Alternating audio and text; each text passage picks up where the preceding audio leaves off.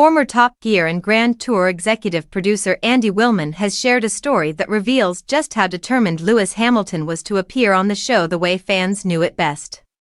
According to Wilman, Hamilton personally overruled McLaren boss Ron Dennis so he could take part in the star in a reasonably priced car segment in the humble Suzuki Liana, rather than a flashy Mercedes supercar.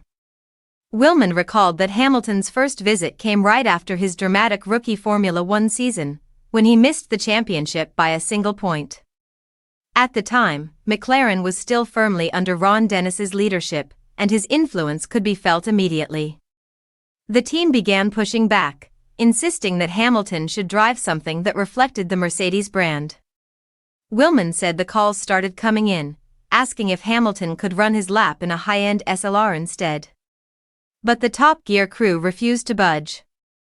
The point of the segment was fairness, and every guest drove the same modest car. Swapping in a supercar would ruin the entire concept. The producers argued that no viewer was going to see Hamilton drive a Suzuki and suddenly abandon the idea of a luxury Mercedes. The show's format was sacred, and they were determined to protect it. That's when Hamilton himself stepped in.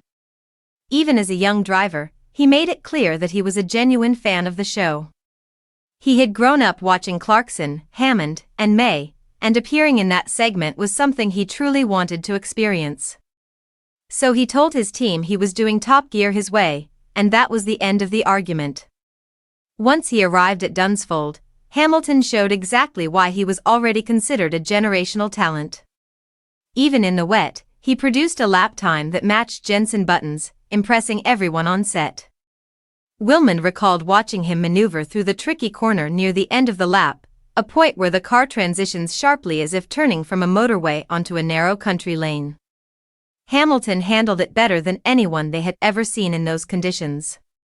He would later return and set the fastest lap on the board with a time quick enough to place him at the top, though he was eventually surpassed by Daniel Ricciardo. Still, his performance and his passion left a lasting memory for the Top Gear team, a reminder that even during his early years, Hamilton carried both the confidence and the enthusiasm that would later define his legendary career.